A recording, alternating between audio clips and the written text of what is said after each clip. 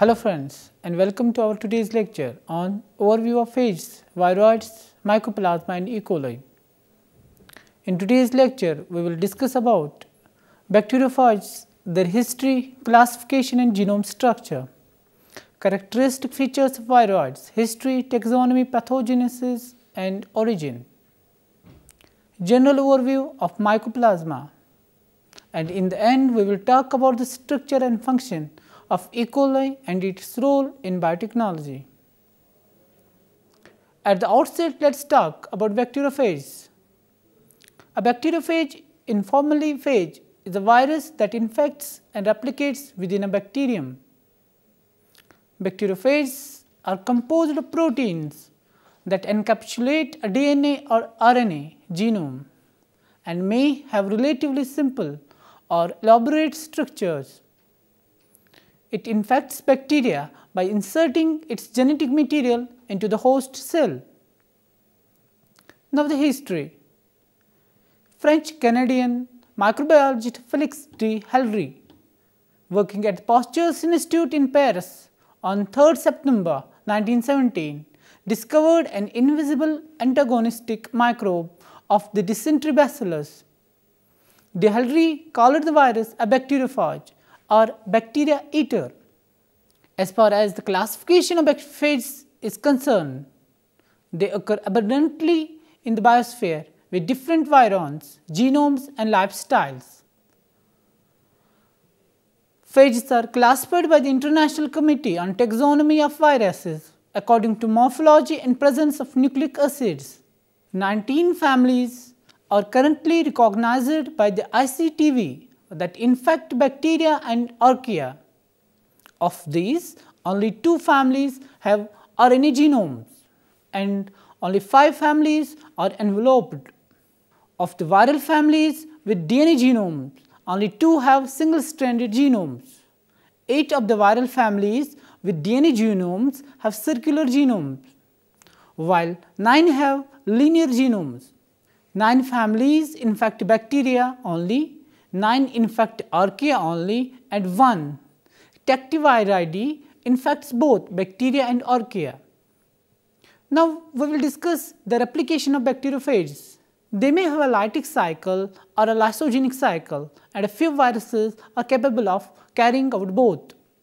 With lytic phage such as the T4 phage, bacterial cells are broken up, lysed and destroyed after immediate replication of the virion. Some lytic phages undergo a phenomenon known as lysis inhibition, where completed phage progeny will not immediately lyse out of the cell if extracellular phage concentrations are high. In contrast, the lysogenic cycle does not result in immediate lysing of the host cell.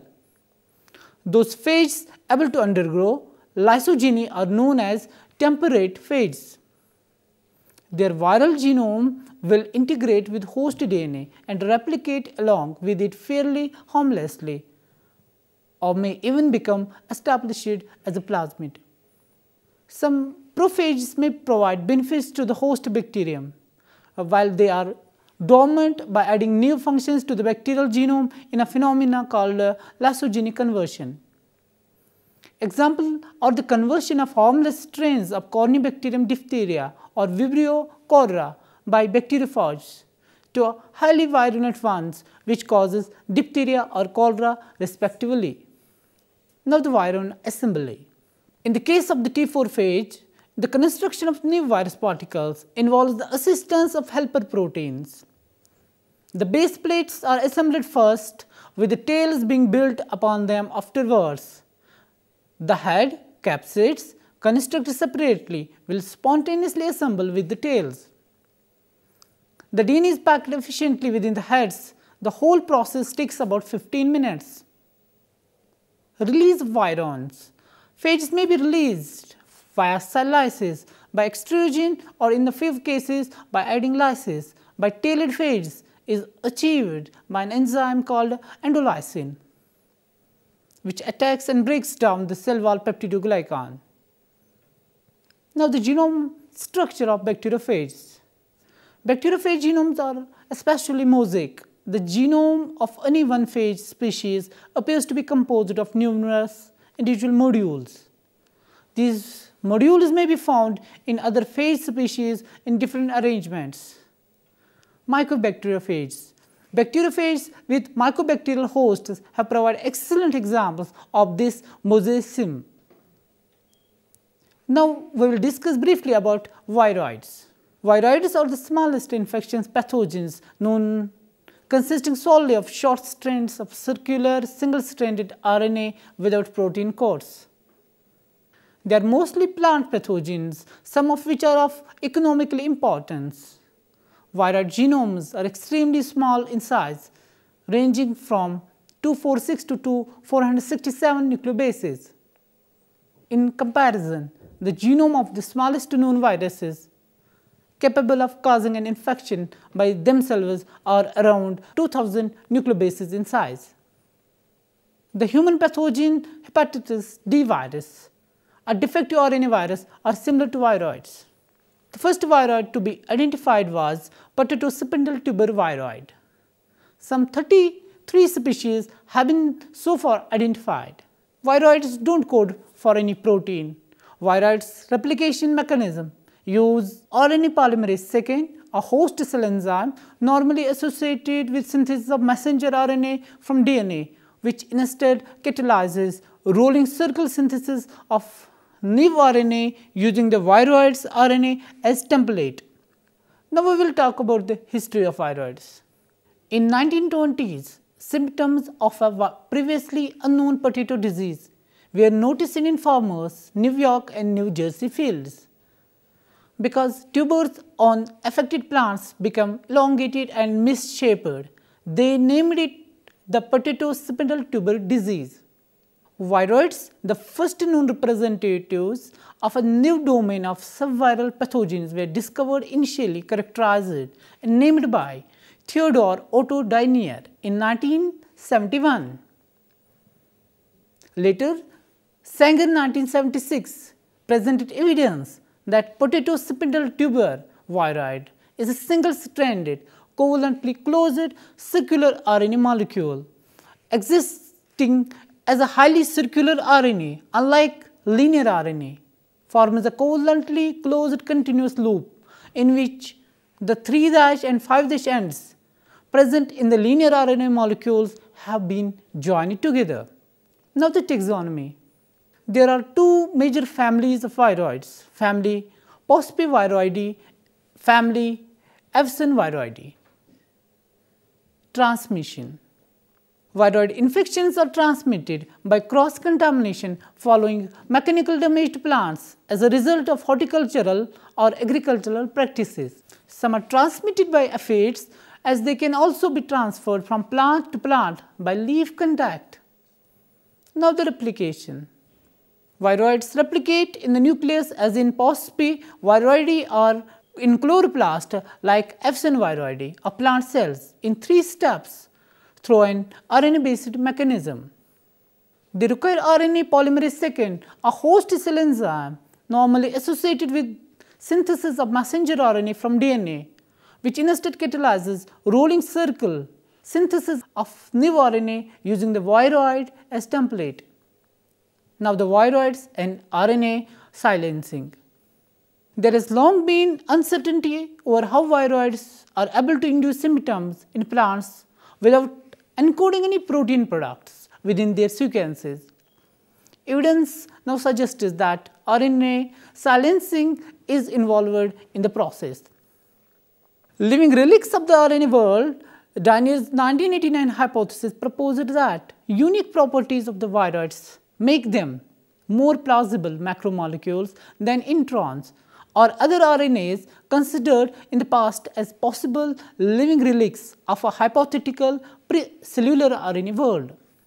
These properties are viroid small size imposed by error-prone replication. They are high GC content, which increases stability and replication fidelity. Their circular structure, which assures complete replication without genome tags. Existence of structural periodicity, which permits modular assembly into enlarged genomes. Their lack of protein coding ability, consistent with a ribosome-free habitat and replication mediated in some by ribozymes. Now the pathogenesis of viroids. Probably there is more than one mechanism responsible for viroid pathogenesis. One pathway is due to viroid RNA activating a plant RNA protein kinase or PKR that is analogous to the PKR enzyme activated by viral RNAs in mammalian cells. Protein synthesis is reduced and this causes pathogenic effects. Viroids, the smallest known pathogens, are naked, circular, single-stranded RNA molecules that do not encode protein yet replicate autonomously when introduced into host plants. Two economically important viroids are coconut cadang viroid, which causes a lethal infection of coconut palms, and apple skin viroid, which causes an infection that results in visually unappealing apples.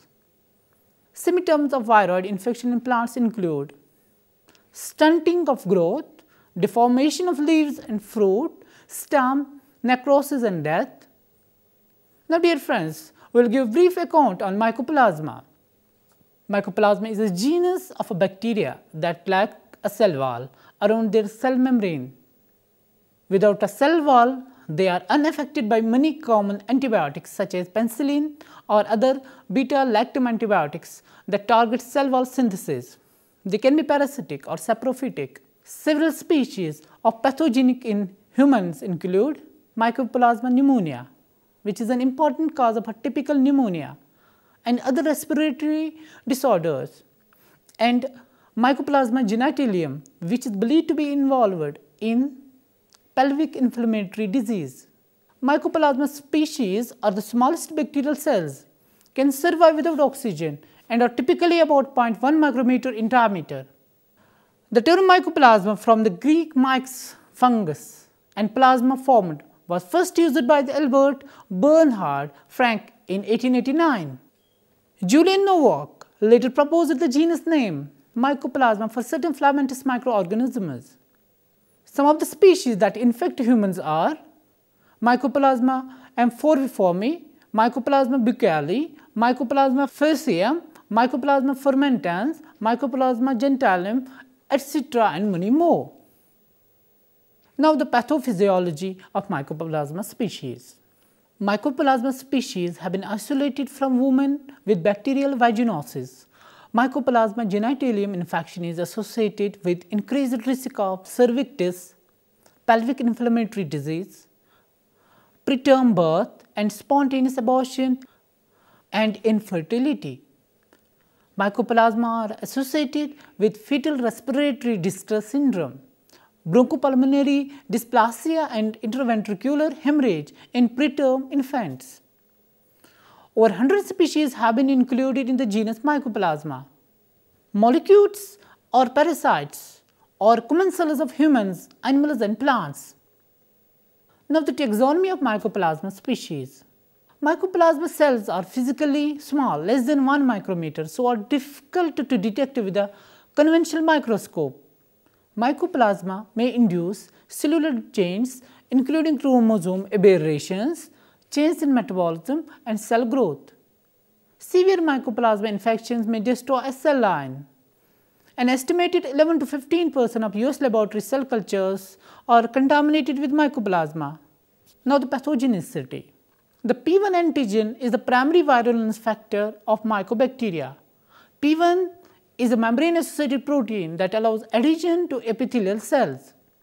Several Mycoplasma species can cause disease, including Mycoplasma pneumonia, which is an important cause of a typical pneumonia, and a Mycoplasma genitalium, which is associated with pelvic inflammatory disease.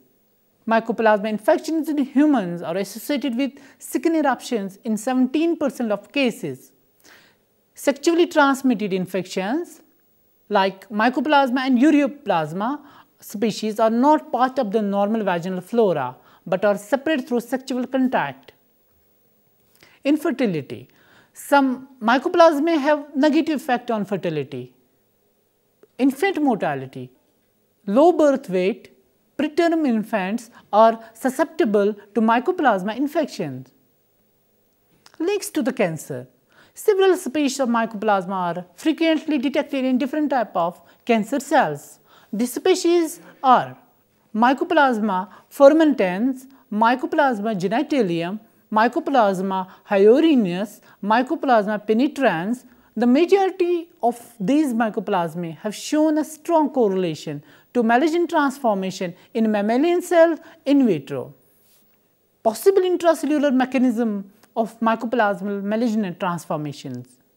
Cells infected with mycoplasma for an extended period of time show significant chromosomal abnormalities. These include addition of chromosome, loss of entire chromosome, partial loss of chromosome, and chromosomal translocation. All of these genetic abnormalities may contribute to the process of malignant transformation. Chromosomal translocation and extra chromosomes help create abnormally high activity of certain proto-oncogenes.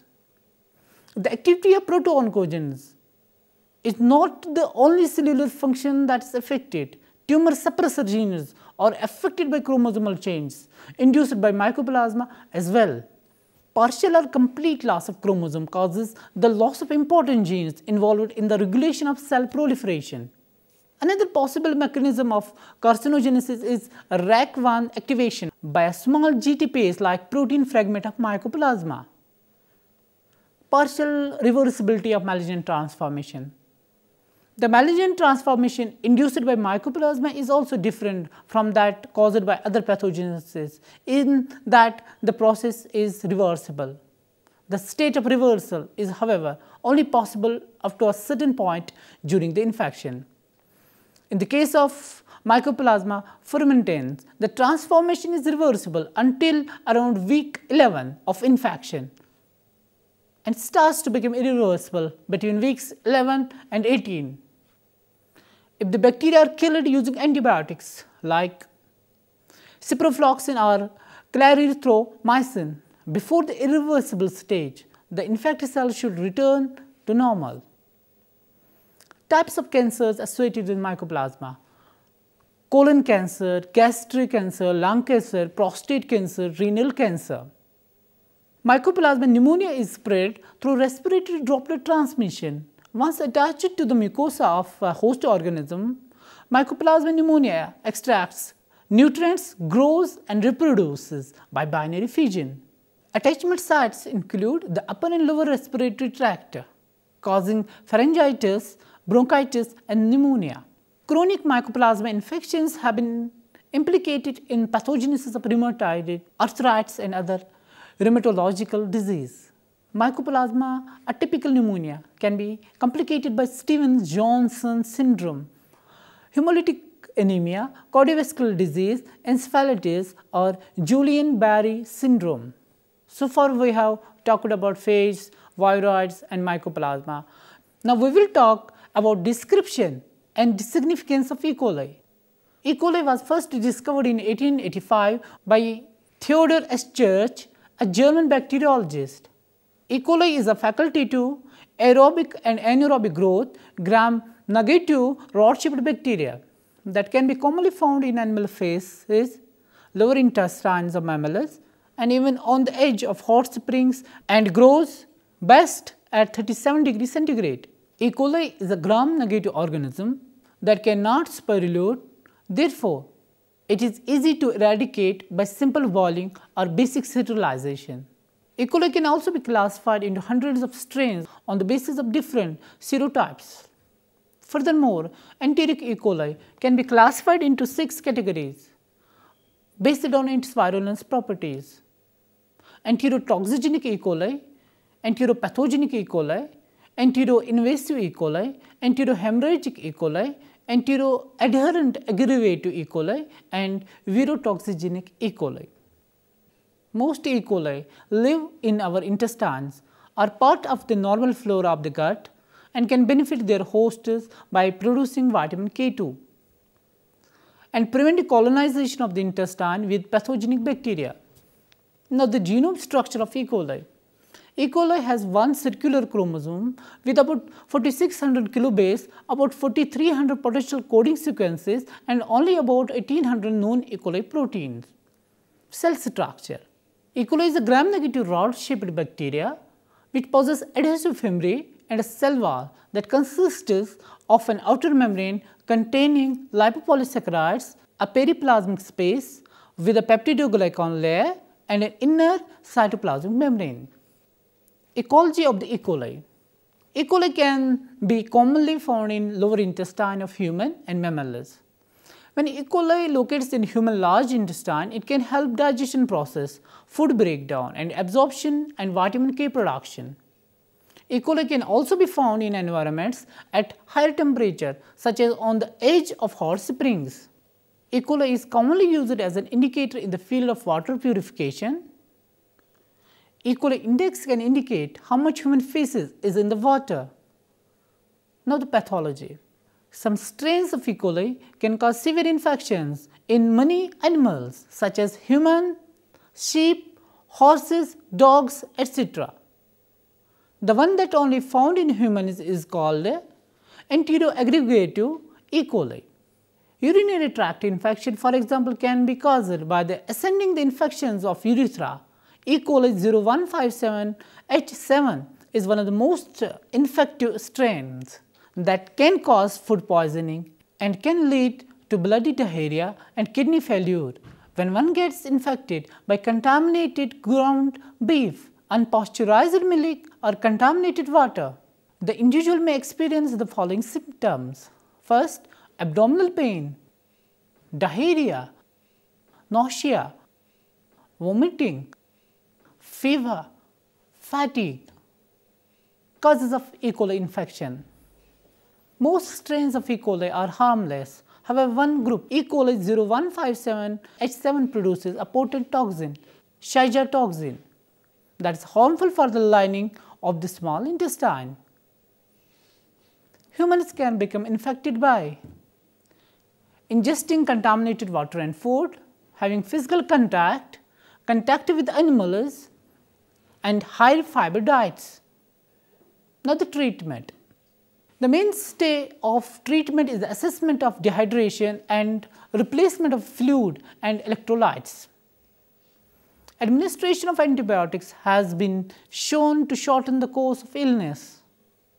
Oral rifaximin, a semisynthetic rifamycin derivative, is an effective and well-tolerated antibacterial for the management of adults with non-invasive travelers' diarrhea. Now the prevention methods. Besides treatment, there are some important preventive measures as well. Wash hands before and after cooking. Avoid cross-contamination of foods. Keep food refrigerated or frozen. Make sure food is kept at appropriate temperature. Avoid raw meat and poultry. Don't let food defrost on counter. Now the application of E. coli in biotechnology. E. coli plays an important role in current biological engineering because of its manipulation and long laboratory history. Widely used to synthesize DNA and proteins. The most useful contribution of recombinant DNA from E. coli is to use the manipulation of E. coli to produce human insulin for diabetes patients. Plays an important role to enable the rapid, continuous production and purification in large amount of human A-beta sequence by its unique expression system to cure Alzheimer's disease. With this, we conclude today's lecture on overview of AIDS, viroids, mycoplasma, and E. coli. Thank you and hope you enjoyed.